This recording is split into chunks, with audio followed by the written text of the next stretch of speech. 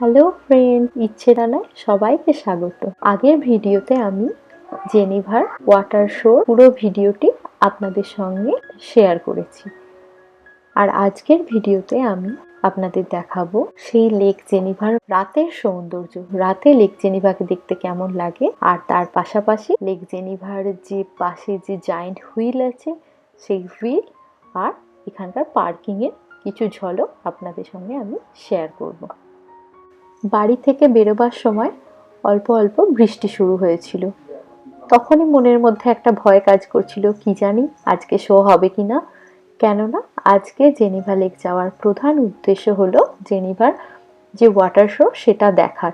আমাদের অনেক দিনের ইচ্ছা ছিল এটা দেখতে যাব, তো সেই ভয় নিয়েই যাচ্ছিলাম। যাক, যেতে যেতে রাস্তাতে বৃষ্টি থেমে যায় এবং অবশেষে আমরা দূর থেকে ওই দেখুন দেখা যাচ্ছে, দেখতে পাই যে একটা শো শুরু হয়েছে।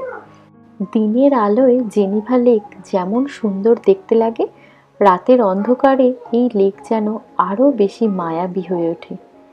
চারপাশে শহরের আলো যখন লেকের জলে প্রতিফলিত হয়, তখন মনে হয় যেন আকাশের তারাগুলো নেমে এসেছে জলের বুকে। যদি আপনারা কখনো জেনিভায় আসেন, তাহলে দিনের বেলার পাশাপাশি পারলে একবার রাত্রির বেলাতে জেনিভা দেখতে কেমন লাগে সেটা অবশ্যই দেখবেন।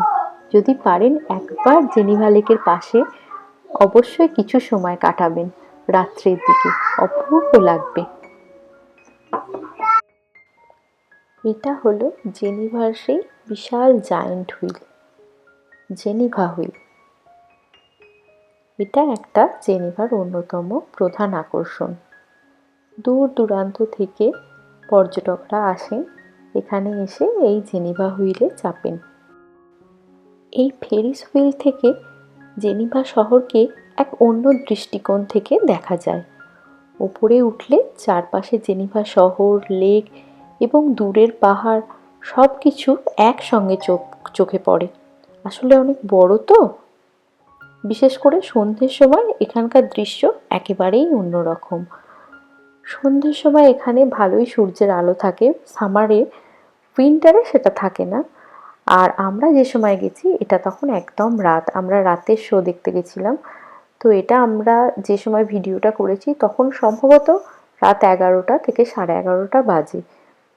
এই সময় কিন্তু দূরের আলো ছাড়া পাহাড়গুলো খুব একটা স্পষ্ট দেখা যায় না, কিন্তু বিকাল বেলার দিকে বা সন্ধ্যের দিকে এই সামার টাইমে এই হুইলে চাপলে আপনারা খুব সুন্দর একটা দৃশ্য উপভোগ করতে পারবেন। একদিকে অসাধারণ লেক জেনিভা, আর অন্যদিকে অত্যাধুনিক আরবান প্ল্যানিং। জেনিভাকে এই দুই সুন্দর সমন্বয়ই একদম আলাদা করে তোলে অন্যান্য জায়গার থেকে। শো শেষ, এবার বাড়ি ফেরার পালা। কিন্তু ইচ্ছে বাড়ি যাবে না, কারণ ইচ্ছের দাদু দিদুন যখন এখানে এসেছিল তখন ইচ্ছে এখানে দাদু দিদুনের সঙ্গে খুব ঘুরেছিল। সেটাই ওর মনে পড়ছে, আর সেই কথাগুলোই ও আমাদেরকে বলছে যে আমি দাদু দিদুনের সঙ্গে এখানে ঘুরেছিলাম। তারপর বলতে বলতেই ওর মন খারাপ হয়ে যায় যে দাদু দিদুন এখানে নেই। তো তারপরের কথা হলো বাড়ি চলো। দেখুন আমি একটু পরেই সেই ভয়েসটা দিচ্ছি। হ্যাঁ, কি হয়েছে? চলো চলো। তবে জেনিভা শুধু সৌন্দর্যের জন্যই নয়, শহরের পরিকল্পনা ও ইনফ্রাস্ট্রাকচারের জন্য বেশ আকর্ষণীয়। শহরের বিভিন্ন জায়গায় রয়েছে আন্ডারগ্রাউন্ড পার্কিং। উপরের রাস্তা ও ফুটপাথকে যতটা সম্ভব খোলা এবং পরিচ্ছন্ন রাখতে গাড়িগুলোকে অনেক সময় মাটির নিচে পার্কিং ফেসিলিটিতে রাখা হয়।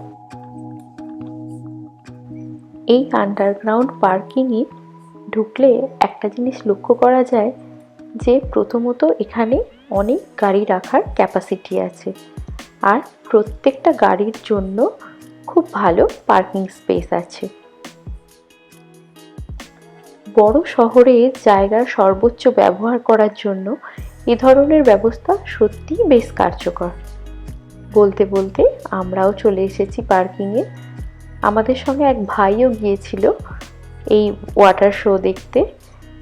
আর ওই যে দেখো, ইচ্ছে ছুটছে, আর ছুটে ছুটে গিয়ে ওর প্রধান কাজ হলো গাড়ির দরজাটা আগে খোলা।